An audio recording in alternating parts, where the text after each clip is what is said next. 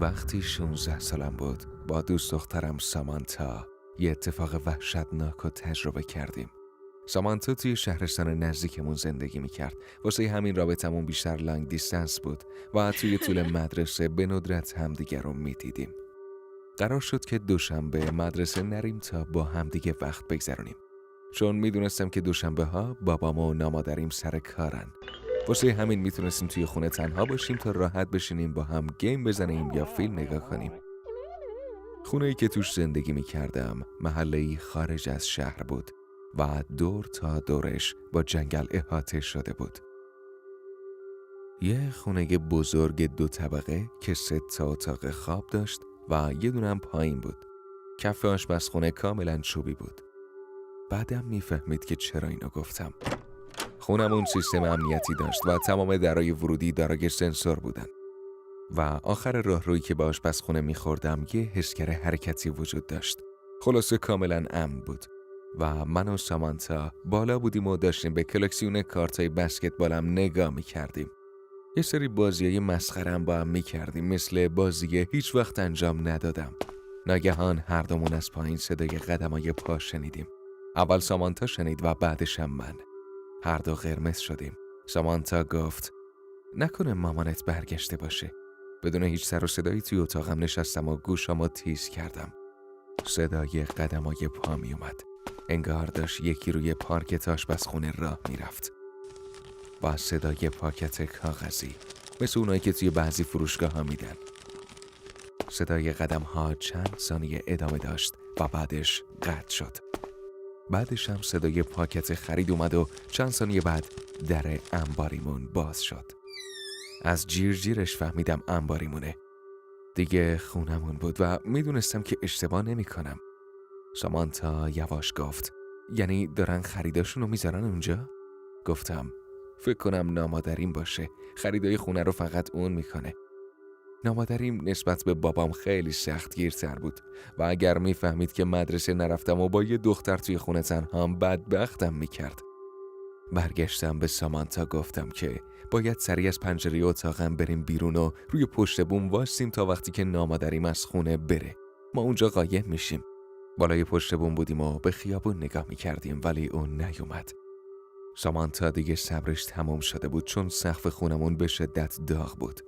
جفتمون اذیت شده بودیم. البته اونجا خطرناکم بود. ممکن بود سر بخوریم بیافتیم پایین. و در نهایت به سامانتا گفتم که روی شیروانی منتظر بمون و حواست به بیرون باشه تا من برم داخل خونه و ببینم نامادریم کجاست. به سامانتا گفتم الکی بهش میگم صبحی مریض بودم، واسه همین دیگه نرفتم مدرسه. واقعا نمیدونستم باید چجوری سامانتا رو میبردم بیرون. آخه فکرشم نمیکردم یهو برگردن خونه. رفتم سمت آشپزخونه و نامادریم رو صدا زدم ولی هیچ کس جوابی به من نداد. اتاق مامان بابام هم همون پایین بود، واسه همین رفتم داخلش اما کسی اونجام نبود. خلاصه تک تک اتاقای خونه رو چک کردم ولی در کمال تعجب خونه کاملا خالی بود. حتی گاراژم چک کردم ولی اونجام خالی بود. تمام درای ورودی بسته و قفل شده بودن و اونجا بود که 2000 افتاد. تمام درا وقتی باز می شدن صدای بیب می دادن. همچنین دری که به گاراژ منتهی میشه همه درا اینطور بودن. ولی نه من نه سامانتا صدای باز شدن درای ورودی رو نشنیدیم. یا حتی در گاراژ که اتفاقا پایین اتاقم بود و راحتم میشد صداشو شنید. در آخر در انباری رو باز کردم ولی هرچی داخلش بود مال قبل بود و یه دونه خرید جدیدم توش ندیدم. تنم از ترس یخ کرد. دویدم بالا و سامانتا رو از شیروانی صدا کردم و پرسیدم کسی از خونه نیومده بیرون؟ و اونم گفت نه. من تا قبل از این ماجرا به روح اعتقاد نداشتم و راستش ترجیح میدادم یه توضیح منطقی واسه تموم این اتفاقا پیدا کنم. اگه دوست دخترم اونجا نبود و با هم شاهد این چیزا نبودیم احتمالاً فکر میکردم بازی ذهنم و توهمی شدم. البته اصلا روحی ندیدم، واسه همین مطمئن نیستم که چی بوده. ولی میتونم بگم چیزی که شنیدم انقدر واضح و واقعی بود که من و دوست دخترم حتی یه لحظه شک کردیم که نامادریم برگشته خونه و شاید داره خریداشو میذاره سر جاش. خدا میدونه که کی توی خونه بود. این ماجرای ماورایی مال همین چند وقت پیشه. میخوام براتون تعریف کنم چون ممکنه به دردتون بخوره. اول از همه بگم که من تو شهر دهلی هند زندگی میکنم. تو یه خانواده هندو و به شدت مذهبی بزرگ شدم. حدود 1 سال پیش یکی از دوستای خانوادگیمون با دوچرخه تصادف کرد و متاسفانه مرد. همه از مرگش خیلی ناراحت بودیم، به خصوص بابام که بهترین دوستش رو از دست داده بود. 1 سال از مرگش گذشت و باید براش مراسم میگرفتیم تا روحش آزاد بشه و دنیا رو رها کنه. چون روح کسایی که مرگ زود هنگام دارن دلشون نمیخواد که این دنیا رو ترک کنن. بگذاریم. چند روز قبل از انجام مراسم بود. شب از خواب پا شدم تا آب بخورم. اتاق من و مامان بزرگم و بابا بزرگم پایینه و اتاق مامان بابام بالای پله هاست. و وقتی میخواستی بری سمت آشپزخونه باید از کنار پله ها رد میشدی. آبو برداشتم و وقتی برمیگشتم ناخودآگاه به بالای پله ها نگاه کردم و سایه یه مرد اونجا دیدم. فکر کردم بابامه، چون معمولا نصف شب پا میشه تا یه سری به بابا بزرگم بزنه، چون تازه جراحی کرد و از بیمارستان مرخص شده. واسه همین گفتم شب بخیر بابا. وقتی داشتم میرفتم تو اتاقم دیدم بابا مثلا جوابمو نمیده، ولی همین جور بالای پله ها ایستاده. اون موقع با بابام دعوام شده بود، واسه همین فکر کردم میخواد بهم بی محلی کنه. برای همین رفتم بخوابم. صبح روز بعد وقتی رفتم صبحونه بخورم، بابام پشت میز بود. ازش پرسیدم چرا دیشب بالای پله ها وایستاده بودی؟ اونم گفت وای نستاده. برعکس گفت انقدر کار داشته که حتی یه بارم نتونسته به بابا بزرگم سر بزنه. مامان بزرگم که پشت میز بود وقتی حرفمونو شنید گفت روح دوستمون بوده و خواسته با همون ارتباط برقرار کنه. ولی هرگز نباید به روی خودمون بیاریم، چون اونایی که مرگ زود هنگام دارن معمولاً میان و یکی از عزیزانشونو با خودشون میبرن. بعد ازم پرسید باهاش حرف زدی یا نه؟ منم هر چی دیشب اتفاق افتاده بود و گفتم. وقتی حرفامو شنید خیالش راحت شد، چون روح فکر کرده دارم با یکی دیگه حرف میزنم، چون فکر میکردم دارم با بابام صحبت میکنم. مجبورم کرد بریم دعا بخونیم، ولی با اون حرفایی که زده بود دیگه تمرکزمو از دست داده بودم. یعنی اگه اون شب میرفتم بالا تا مثلا با بابام صحبت کنم چه اتفاقی میافتاد؟ اسم من شلبیه و این اتفاق زمانی افتاد که فقط 11 سال داشتم. یه روز معمولی بود و تازه از مدرسه برگشته بودم. از اونجا که زیاد از درس و اینا خوشم نمی اومد، معمولاً مشقامو میذاشتم و 8 و 9 شب انجام میدادم. خلاصه تکالیفمو تموم کردم. مامانم معمولاً آخر شب می نشست پای تلویزیون و سیگار می کشید. ولی اون شب یکم عجیب شده بود. چشماش عادی به نظر نمی اومد. انگار مرده و بیروح بودن. ولی من چون بچه بودم و چیزی نمیفهمیدم بیخیال رفتم تو تختم. من یه خواهر بزرگتر داشتم که هرگز ندیده بودمش. متاسفانه موقع تولدش به خاطر مریضی که مامانم داشت فوت کرد. هر وقت داستانشو میشنیدم خیلی قصه میخوردم. چون من تک فرزند بودم و همیشه آرزوی خواهر و برادر داشتم. بابای من همیشه تا آخر شب مشغول کار بود و راننده قطار بودش و مامانم به یه چیزایی معتاد بود که نمیخوام اینجا اسمشو بیارم. بیایید از داستانم منحرف نشیم. مثل همیشه حدود ساعت 10 رفتم داخل تختم، اما توی یه جای عجیبی بیدار شدم. شبیه یه جنگل بود بدون هیچ بوته و علفی، از اونایی که توش میرم پیاده روی. اما خیلی مه‌آلود بود و نمیتونستم ببینم چه خبره. شروع به راه رفتن تو اون جنگل کردم. داشتم آروم راه میرفتم که ناگهان صدایی شنیدم. خواهری. سری برگشتم و یه دختر خیلی خیلی بلند حدود 2 متر اونجا بود، با رنگ پریده و موهای قهوه‌ای، ولی موهاش غیر طبیعی بودن، یه جور خیلی کثیف و خشک. نمیدونم چرا ولی زیاد نترسیدم. رو صورتش یه نشونه دیدم که میدونستم خواهر فوت شدمم داشت. اونجا بود که فهمیدم کیه. سری دویدم سمتش و محکم بغلش کردم. خواهری، دلم برات خیلی تنگ شده بود. جواب داد منم همینطور. همیشه نگات میکردم و منتظرت بودم. چطوره حالا که اینجایی بریم با هم چای بخوریم و حرف بزنیم؟ بعد یه لبخند زشت و ترسناک بهم زد، ولی قبول کردم چون من و مامانم زیاد با هم وقت نمیگذروندیم. خواهر بزرگم دستمو گرفت و منو با خودش برد. تو راه متوجه شدم که صورتش یکم عجیبه. چشماش قرمز خونی بودن و لباش آبی کمرنگ و قاش خورده و بوی یه چیز گندیده میداد، مثل جسد. ولی اون خواهرم بود. واسه همین همه ترسامو گذاشتم کنار. همینجور راه رفتیم تا به یه میز درب و داغون رسیدیم. 2 فنجون چای رو میز قرار داشت. بهم گفت بشین و منم نشستم. راستش میترسیدم که چایو بخورم، ولی خوردم و وقتی خوردم شوکه شدم. درست همه چایایی رو میداد که بابام درست میکنه.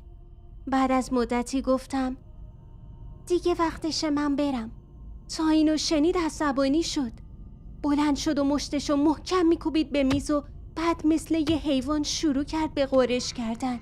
دندوناش تیز بودن و چشماش مثل گربه بود، ولی مشکی با یه خط قرمز توش. شروع کرد به داد زدن سر من. تو جای منو گرفتی. من باید به دنیا می اومدم، نه تو. تو باید تو بیمارستان می مردی. تو، نه من. اونجا بود که دیگه از ترس سکته کردم. انقدر ترسیده بودم که نمیتونستم از جام تکون بخورم و چون چشمم پر از اشک شده بود نمیتونستم هیچ جایی رو هم ببینم. بعد شروع کرد به رشد کردن. همینجور بلند و لاغرتر میشد. انقدر که استخونش معلوم شد و بعد داد زد من باید مواظب مامان باشم. مامان تو رو دوست نداره. اون منو دوست داره. منم که باید مامان داشته باشم، نه تو. من باید واسش سوپ درست کنم تا بخوره بمیره. فقط بیاد تا من بتونم بالاخره جای تو باشم. تو ذهنم میدونستم که 5 شنبه بود و من همیشه جمعه ها واسه مامانم سوپ درست میکردم. بعد اومد که منو بگیره. واسه همین با تمام سرعت دویدم. من از موقع تولد آسم داشتم و برام سخته که 2 مترم بدوم. ولی میدونستم که جونم در خطره. واسه همین با تمام سرعت دویدم و همین جور فقط میدویدم. خواهرم که دیگه تبدیل به هیولا شده بود از پشت سرم میگفت اون باید بمیره. اینجوری دستم بهش میرسه. همینجوری این حرفا رو تکرار میکرد. اونجا بود که دیگه حس کردم دارم غش میکنم. سری برگشتم ببینم هنوز داره دنبالم میاد یا نه. دیدم یه موجود وحشتناک داره رو زمین 4 دست و پا دنبالم میکنه. پوستش رنگ گچ بود و چشماش سیاه بودن با خط قرمز داخلش. بدنش فقط استخون بود و میتونستم زبون و دندونای وحشتناکشو ببینم. نمیدونم چجوری اینقدر انرژی داشتم که فقط همینجور میدویدم. اما بعد پام گیر کرد و افتادم زمین. دیدم پاهم تو طناب گیر کردن. اون چیز اومد سمتم و پا شد و با صدای شیطانی به هم گفت آیا دیگه به دامم افتادی؟ بعد به هم حمله کرد و از خواب پریدم. به ساعت نگاه کردم. 5:15 صبح بود. ساعتی که همیشه پا میشم تا آماده‌شم برم مدرسه. با خودم گفتم فقط یه کابوس بوده و آماده رفتن شدم. بعد از اینکه از مدرسه برگشتم واسه مامانم سوپی که همیشه درست میکردم و پختم. درست همونطور که اون موجود تو خوابم گفته بود. ناگهان گوشیم زنگ خورد. بابام بود. ولی مثل همیشه سلام و احوال پرسی نکرد. فقط همش میپرسید مامانت کجاست شلبی؟ مامانت کجاست؟ رفتم تو اتاقش و گفتم کف اتاق قش کرده بابا. انگار یه اتفاق معمولیه. بابا وقتی حرفمو شنید رنگش پرید. بهم گفت سعی کن بیدارش کنی، ولی اون اصلا بیدار نشد. اونجا بود که بابام گفت وسایلاتو جمع کن شلبی، خاله و داییات دارن میان. حالا دیگه هم گیج شده بودم و هم ترسیده بودم، اما وسایلامو جمع کردم و منتظر موندم. ناگهان خاله و داییم با سرعت اومدن داخل و دویدن سمت مامانم. همش جیغ میکشیدن رودو پاشو. ولی اون دیگه پا نشد. منو بردن تو ماشین و آمبولانس و خبر کردن. گیج شده بودم، ولی وقتی اومدن که مامانمو ببرن یهو بیهوش شد و فریاد زد من نمیرم. همه که گیج و مات شده بودن. ولی مامانم حالت حمله‌ای داشت. مامانم تو خونه موند ولی من با خاله و داییم رفتم خونه‌شون. آخر شب بابام اومد دنبالم و خوشبختانه مامانم خواب بود. آروم از کنارش رد شدیم و رفتیم بخوابیم. روز بعد مامانم حالش کاملا خوب بود. انگار هیچ اتفاقی نیفتاده بود. خوشحال بودم که مامانم برگشته.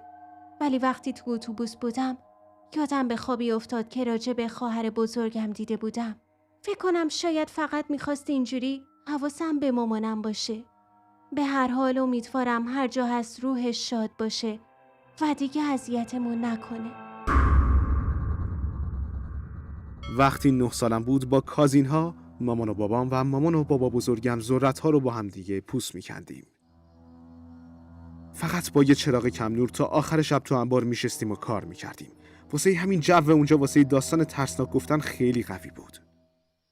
یه شب بابام برامون یه داستان واقعی در مورد زنی که میشناخت تعریف کرد. ما توی یه روستای کوچیک زندگی می‌کنیم. واسه همین اینجا همه همدیگه رو میشناسن. یه زن میان سال با قیافه معمولی بود که همیشه یه عصا همراهش داشت. ادعا میکرد که از همه تو روستا شجاع‌تره و همیشه و همه جا اینو بلند میگفت، اما مردم اهمیتی بهش نمیدادن. یه بار وقتی مثل همیشه رفته بود رو منبر و در مورد شجاعتش سخنرانی میکرد، یه مرد اومد جلو و گفتش که تو همیشه در مورد شجاعتت با ما حرف میزنی، ولی ما از کجا مطمئن بشیم ها؟ اگه راست میگی یه کاری که بهت میگم و انجام بده. اگه واقعا همین قدری که میگی شجاع باشی چالشمو قبول میکنی. زن با خودش فکر کرد که موقعیت خوبیه و گفتش که چالشتو قبول میکنم. اصلا لازم نیست بدونم کاری که میخوای بکنم چیه. من از هیچ چی نمیترسم. مردم لبخند زد و گفت بسیار خوب. باید فردا شب بری توی قبرستون و روی یکی از قبرها بشینی. باید تا نیمه شب زمانی که زنگ کلیسا به صدا در میاد بشینی. بعدش میتونی بری. اگه نتونی تا نیمه شب اونجا بمونی و زودتر برگردی، تمام مردم روستا میفهمن که دروغگو هستی. زن چاره‌ای جز انجام کاری که مرد گفت نداشت. چالشو قبول کرد. روز بعد منتظر موند تا هوا تاریک بشه. البته زیاد لازم نبود صبر کنه چون زمستون بود و زود شب میشد. رفت تو قبرستون و یه قبر پیدا کرد تا روش بشینه. تازه خاک شده بود واسه همین زمینش نرم بود. زن عصاشو تو زمین فرو کرد و نشست. با بیقراری منتظر نیمه شب موند. بعد از چند ساعت بالاخره صدای زنگ کلیسا رو شنید و این یعنی میتونست از قبرستون بره بیرون. نفس راحتی کشید و خوشحال بود که اتفاقی نیفتاده. فقط باید برمیگشت خونه. میخواست پاشه ولی حس کرد که یه چیزی دامنشو میکشه تو زمین. جرأت نداشت برگرده و ببینه چی پشت سرشه. با ترس عصاشو گرفت و سعی کرد خودشو بکشه بالا ولی دامنش بیشتر از قبل به سمت زمین کشیده میشد. حس کرد لباساش دارن بیشتر و بیشتر کشیده میشن پایین و جیغ زد که کمکم کنین، مرده داره منو میکشونه تو قبرش، کمک! ولی هیچ کس صداشو نمیشنید. زن اون شب به خونه برنگشت. صبح روز بعد یه عده رفتن دنبال زن. دیدن رو قبر افتاده و مرده. عصاش به دامنش گیر کرده بود و برای همین نمیذاش از جاش بلند شه. هر وقت خودشو میکشون بالا، عصا هم توی خاک بیشتر فرو میرفت. زن از شدت ترس حمله قلبی کرده بود و مرده بود. ساعت 4 صبح با هم تماس گرفتن. مثل همیشه یه نفر توی منطقه تصادف کرده بود. رفتم به محل حادثه. ماشین زده بود به تیر چراغ برق و هیچ کس همون اطراف نبود. احتمال دادم که رانندش مست باشه. دور و برو گشتم که ببینم کجا قایم شده. اونور خیابون یه خونه بود و تقریباً 150 متر از ما فاصله داشت. چند دقیقه بعد یه زن جیغ زنان از اونجا دوید سمت ماشین من. داشت با سرعت نور میدوید و از ته حلقشم جیغ میزد. نمیدونم از چی ترسیده بود که اینجوری داشت میدوید سمت من. نور چراغ قوامو گرفتم سمتش که ببینه من کجام، چون داشت میدوید سمت ماشین من. منو دید و دوید سمتم. سعی کردم آرومش کنم و ازش پرسیدم که چی شده و اون گفت ماشین مال منه. خب داشتم به یه جاهایی میرسیدم ولی اون پشت فرمون نبود. بذار حدس بزنم یه نفر دزدیده بودش. نه، گفت به شوهرم گفتم میخوام ترکت کنم، اونم پنیک شد و گفت خودشو میکشه. گفت اولش یه قوطی آسپرین خالی کرد توی شکمش، ولی وقتی دید جواب نمیده سویچ ماشین رو برداشت و زد به تیر چراغ برق تا اینجوری خودشو بکشه. اما بازم نمرد و برگشت توی خونه و دوباره با هم دعوا کردیم. وقتی دید میخوام جلوی خودکشیشو بگیرم از خونه بیرونم کرد و همه درا رو قفل کرد. ازش پرسیدم یعنی شوهرت با خشونت باهات رفتار میکرد؟ گفت که نه، اون حتی دستش هم رو من بلند نکرده، ولی یه ساتور بزرگ از آشپزخونه برداشت و بهم گفت از اینجا برو و منم رفتم. اما گفت وقتی درا رو قفل کردم از ترس مردم، چون بچه‌های کوچولومون داخل بودن و واسه همین سریع دویدم سمت شما. یه نگاهی به خونش انداختم و دیدم چراغاش دارن یکی یکی خاموش میشن. با خودم گفتم اوه شیت. با عجله پریدم توی ماشین و رفتم به سمت خونه. همکارم پرسید چه خبره و سریع بهش گفتم یه مرد مسلح متمایل به خودکشی با بچه‌های کوچولو داخل اون خونه است. خونه کاملا ساکت بود. آروم توی تاریکی کمین کردیم و از پنجره‌ها به داخل خونه نگاه مینداختیم تا اینکه ببینیم اوضاع چجوریه. وقتی به در پشتی رسیدیم یه صدایی اومد و همکارم نورو گرفت سمتش. مثل اینکه شوهر اون زنه بود. مرد کل اون مدت توی حیاط پشتی بود و داشت ما رو نگاه میکرد. حالت بدنش یه جوری بود انگار داشت از روی صندلی پا میشد. بالای تنش لخت بود و پر از تتو و یه شلوار جین بود. سرشو کش کرده بود به یه طرف و با اون ساتور بزرگ توی دستش خیره به ما نگاه میکرد و هیچ حرفی نمیزد. با احتیاط تفنگامونو گرفتیم سمتش و بهش نزدیک شدیم. حدود 6 متر با ما فاصله داشت. سعی کردیم باش حرف بزنیم اما جوابی نداد. ناگهان بدون گفتن هیچ کلمه‌ای شروع کرد به خودزنی. داشت با ساتور سینه و بازوی خودشو تیکه تیکه می‌کرد. گریه می‌کرد و از درد فریاد می‌کشید. بهش گفتیم این کارو نکن، با ما حرف بزن، تو کاملا در امانی، ما فقط می‌خوایم بهت کمک کنیم. اون گفت که من لایق مردنم و بکشیدم. ولی نه من قصد شلیک بهش داشتم و نه همکارم. یکم بعد شروع کرد به چاقو زدن توی اون یکی بازوش. همین جوری و بدون وقفه به دستش ضربه‌های عمیق می‌زد. بعدش هم رفت سراغ چاقو زدن به روناش و شکمش و گردنش. ما از قبل به آمبولانس زنگ زده بودیم. بعد در حالی که به زور روی پاش وایساده بود التماسمون میکرد که بکشیمش. آروم و با احتیاط رفتیم سمتش و خودمون رو واسه هر عکس‌العملی آماده کرده بودیم. از این کیسا زیاد داشتیم اما اون خون زیادی از دست داده بود و داشت از حال میرفت. واسه همین جلوتر نرفتیم و منتظر موندیم خودش بیهوش شه. کمی دیگه به خودش ضربه زد اما راه رفت و افتاد روی زمین. دویدم طرفشو، ساتور رو برداشتیم و همون موقع آمبولانس هم رسید. بردنش به بخش اورژانس. دکتر میگفت 250 تا بخیه خورده. متهمش نکردیم و در عوض به یه مددکار معرفیش کردیم. حال بچه‌هاشون هم خوب بود. اون مرد زنشو بیرون کرده بود چون نمیخواست شاهد مرگش باشه.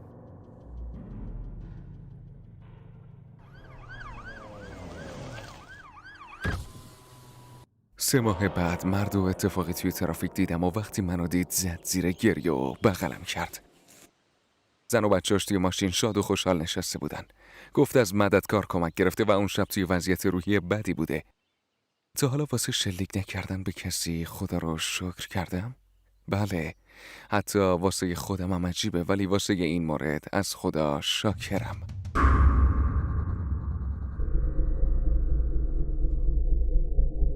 اسم من وناساست و تو انگلیس زندگی میکنم. 4 تا بچه ایم و من بچه اولم. این داستان درباره کوچیکترین برادرمه که اون موقع 8 ماهش بود.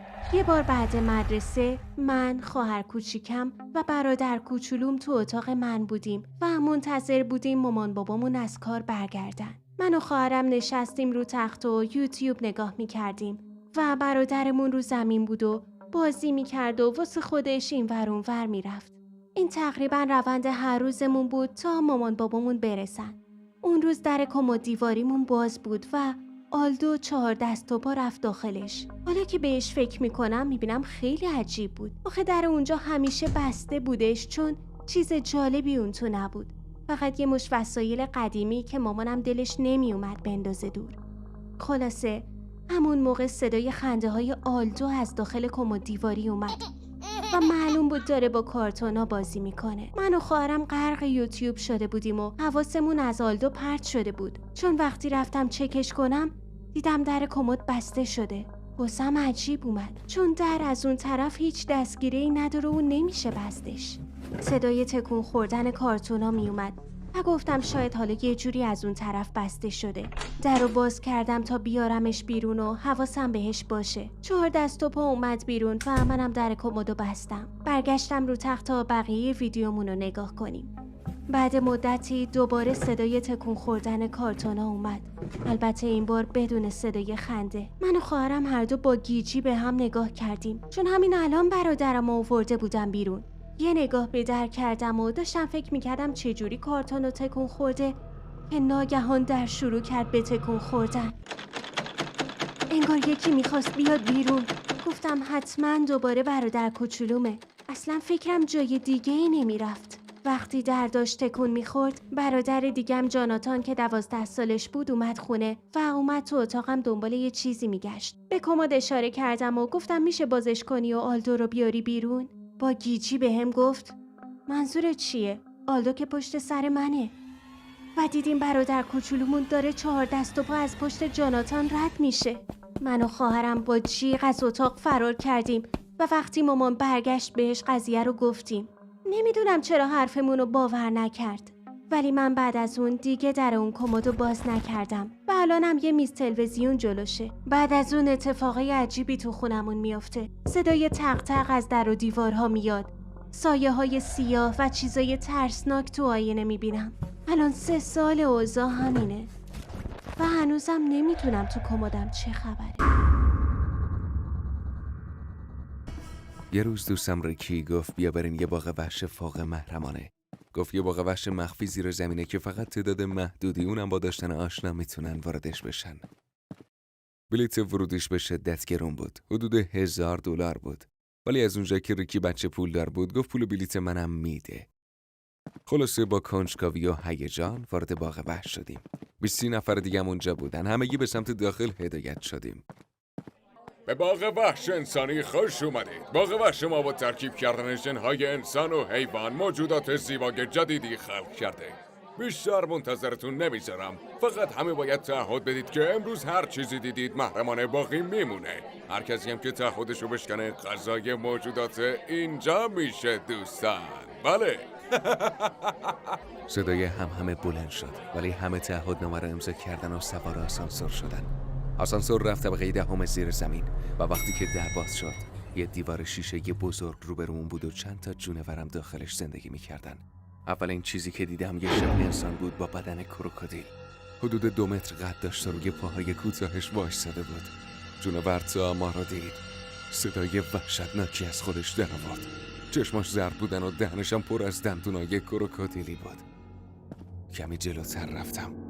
یه موجود بزرگ عقاب مانند داخل فضای شیشه‌ای نشسته بود. وقتی بالای بزرگش رو باز می‌کرد بدن انسان شکلش آشکار می‌شد. بیشتر از 2 متر قدش بود. روی پاهای آدمی زادیش نشسته بود و در یک چشم به هم زدن پرواز کرد و رفت. سقف باغ وحش خیلی بلند بود. 10 طبقه زیر زمین بود. بنابراین عقاب میتونست راحت پرواز کنه و هر جا میخواد بره. بعد نگهبان باغ وحش غذاش رو ریخت روی زمین و اونم اومد پایین و بردش. همه با حیرت دست میزدن. صحنه باور نکردنی بود. هرچی جلوتر میرفتیم موجودات شوکه کننده تر میشدن. موجودی با سر پلنگ سیاه و بدن انسان. یکی دیگه با بدن انسان و سر مار. یه موجود با سرگز ترکیب ببر و آدم و غیره و غیره. هر وقت از کنارشون رد میشدم محکم میکوبیدن به شیشه. خیلی شوکه کننده بود. همون موقع یکی یواشکی دوربینشو در آورد تا از موجود عکس بگیره که ناگهان گارد امنیتی اومد و دوربین طرفو گرفت و انداختش دور و باهاشم دعوا کرد. مدتی بعد یکی از کارکنان اومد اونجا و گفت بسیار خوب. حالا نوبت میرسه به فوق‌العاده ترین قسمت باغ وحش. مطمئنم که شگفت زده میشید.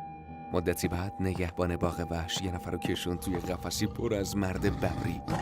پسر داشت دست و پا میزد و فقط کمک میخواست، ولی نگهبان پرتش کرد پایین. مردای ببری در یک چشم به هم زدن، حمله کردن و پاره پارش کردن. جیغ و فریاد همه رفت هوا. بعدش